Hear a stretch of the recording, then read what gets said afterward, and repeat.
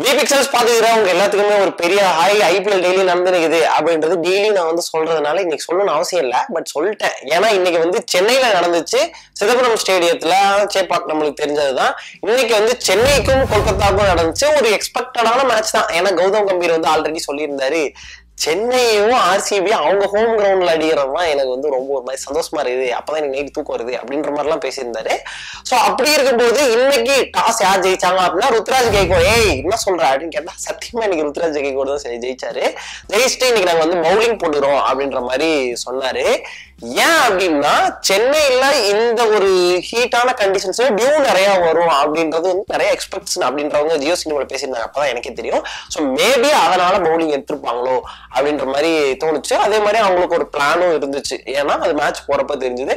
ஸ்டார்டிங்ல எல்லாருமே ரொம்ப எதிர்பார்த்த Phil Salt and Sunil Narine உள்ள வந்தாங்க, ரெண்டு ஃபாரின் ஓபனர்ஸ். எல்லா இடத்துலயும் அடிக்கிற மாதிரி அவங்களால அடிக்க முடியல. துஷார் தேஷ்பாண்டே ஃபர்ஸ்ட் பால்ல வந்து ஃபில் ஷாட் அவுட் எடுத்தாரு. ஃபில் ஷாட் அவுட் எடுத்ததுக்கு அப்புறம் full and full responsibilities Sunil Naren மேல போச்சு. மத்த கிரவுண்ட் மாதிரி சுனில் நரேன்னால இங்க அடிக்க முடியல. ஏன்னா 12 பாலுக்கு 20 ரன் அப்படின்ற மாதிரி இருந்தாரு. மத்த இடத்துல எல்லாம் நல்ல ஸ்ட்ரைக் ரேட்ல ஆடிட்டு இருந்தாரு. இன்னைக்கு என்ன பிரச்சனை அப்படின்னா, ரகுவன்ஷி இருக்காருல்ல, அவரு மட்டும்தான் இன்னைக்கு கேகேஆர்ல 133 ஸ்ட்ரைக் ரேட்ல ஆடி இருக்காரு. மத்த எல்லாருமே 100க்கு கீழே தான் ஆடி இருக்காங்க. அப்படின்னு இருக்கப்ப சென்னையோட பவுலர்ஸ் எவ்வளவு டைட்டனா போட்டிருக்காங்க அப்படின்றது வந்து அப்படியே ஒரு மாதிரி ஓப்பனா தெரியுது அப்படின்ற மாதிரி இருக்கு. ஏன்னா அந்த அளவுக்கு அவங்களோட ஸ்பின் வெப் கிரியேட் பண்ணி அவங்க எல்லாத்தையும் இந்த வெப்புக்குள்ளார வந்து தள்ளிட்டாங்க. தள்ளி ஒரு மாதிரி ஸ்பின் ஷாக் பண்ணிட்டாங்க அப்படின்ற மாதிரி தான் சொல்லணும். ஜடேஜா வந்து சூப்பரா போட்டிருந்தாரு இன்னைக்கு. நம்ம ஃபர்ஸ்ட் பார்த்த பிச், ரீசெண்ட் டைம்ஸ்ல பார்த்த பிச் இல்லாம ரொம்ப நாள் கழிச்சு வந்து இந்த ஒரு சேப்பாக்ல அந்த ஒரு ஸ்பின்னோட டாமினேஷன் இருந்த மாதிரி இருந்துச்சு. பட் இதெல்லாம் முடிஞ்சதுக்கு அப்புறமுமே வந்து கேகேஆர்கிட்ட செம்ம ஸ்பின்னர்ஸ் இருக்காங்களே, செம்மையா டாமினேட் பண்ணுவாங்களோ அப்படின்ற மாதிரி தோணுச்சு. பட் என்ன அப்படின்னா அவங்க ஸ்பின்னர்ஸை செட்டில் டவுன் ஆகவே விடல. ஃபர்ஸ்ட் எடுத்தோடனே ரச்சின் ரவீந்திரா ஒரு 158 ஸ்ட்ரைக் ரேட்ல ஆடினாரு. பட் என்னன்னா அவருக்கு வந்து அவ்வளோ பெரிய ஒரு நல்ல சீசன் இல்லை. ஏன் அப்படின்னா என்ன சீசன் 5 மேட்ச் தான் ஆடிக்கிறாங்க அப்படின்னு யோசிப்பீங்க, கரெக்ட் தான். பட் என்னன்னா ஃபர்ஸ்ட் 2 மேட்ச் பெர்ஃபார்ம் பண்ணாரு, அதுக்கப்புறம் பெருசா இல்லை.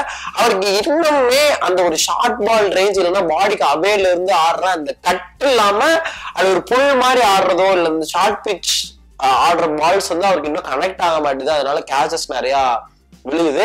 ஸோ அப்படிதான் கேட்ச் அவுட் ஆகி போனாரு. அதுக்கப்புறம் டேரல் மிச்சல் வந்தாரு. டேரல் மிச்சலோட மூவ் சூப்பரான மூவ். ஏன் அப்படி சொல்றேன்னா, அவர் வந்து நிறைய நியூசிலாந்துக்கு வந்து நம்பர் 3ல வந்து சூப்பரா பண்ணியிருக்காரு. அது நானும் மேட்சஸ்ல அதை பார்த்திருக்கேன். இன்னைக்கு சொல்லும் போது எனக்கும் தெரிஞ்சது, அப்போ 3ல வந்து சூப்பரா பண்ணிருக்காரு அப்படின்றப்ப நீங்க 3ல வந்து செம்மையா ஆனாரு அப்படின்லாம் சொல்லவே முடியல. ஓரளவுக்கு நல்லா ஆனாரு. பட் ஓகே, ஒரு பொசிஷன் மாத்திரப்ப கொஞ்சம் டைம் எடுத்து நல்லா ஆடுவாங்க. ஸோ அது நல்லா தான் பண்ணாரு. சுனில் நரேன் பால்ல அவுட் ஆனாரு. அதுக்கப்புறம் வழக்கம் போல ருத்ராஜ் கெய்க்வாட பத்தி சொல்லவே தெரியல. கேப்டனா ஒரு 50 இன்னைக்கு அடிச்சிருக்காரு. கேப்டனா அடிச்சு இன்னைக்கு அந்த ரெஸ்பான்சிபிலிட்டிஸ் எடுத்து பண்றது அப்படின்றது பெரிய விஷயம். பட் என்னன்னா ஸ்ட்ரைக் ரேட் கொஞ்சம் ஸ்லோவா இருந்துச்சுனாங்க. பட் எல்லா டீம்லயும் ஒருத்தர் ஆங்கர் இன்னிங்ஸ் ஆடிதான் ஆகணும். அது ஸ்லோவர் ஸ்ட்ரைக் ரேட்னு சொல்லவே முடியாது. அந்த மாதிரி பேட்ஸ்மேன் எல்லாம் செட்டில் டவுன் ஆனாங்கன்னா பிரிச்சிருவாங்க.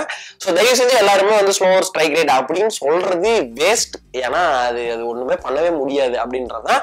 அதுக்கப்புறம் தலா டோனி உள்ள வந்தாரு. என்னதான் வந்து ஒரு ஒரு மனுஷன் 20 ஓவர் வந்து கீப்பிங் பண்ணியிருந்தாலும் அந்த லாஸ்ட் 5 பால் 6 பாலுக்கு 6 அடி வரும்போது ஒரு மாதிரி பக்கத்துல தள்ளி விட்டு அந்த எல்லாம் தள்ளி விட்டுலாம். அந்த மாதிரி ஒரு சந்தோஷம் உள்ள வரும். அந்த மாதிரி சந்தோஷம் தான் இன்னைக்கு சேப்பா கிரௌடுக்கு உள்ள வந்தாரு. 6 4 எல்லாம் தேவையில்ல, உள்ள வந்தாருன்னா போதும் அப்படின்ற மாதிரி இருந்துச்சு. அது ஒரு எனர்ஜி மாதிரி நம்ம லேப்டாப்ல பாக்குற நமக்கே செம்மையா இருந்துச்சுன்னா ஸ்டேடியம் போனவங்களாம் செம்ம ஹாப்பியா இருந்துருப்பானுங்க அப்படின்ற மாதிரி இருந்துச்சு. ஸோ சூப்பரா இருந்துச்சு. இன்னொன்னு என்ன, சேப்பாக்கு நான் ஆல்ரெடி சொன்ன மாதிரிதான் என்ன நிறைய பேர் திட்டினீங்க, இருந்தாலும் நான் சொல்றேன், சேப்பாக்குன்றது அவங்களோட ஃபோர்ட்ரஸ். அவங்க வந்து அந்த கண்டிஷன்ஸ்க்கு ஏத்த மாதிரி சூப்பரா விளையாடுவாங்க.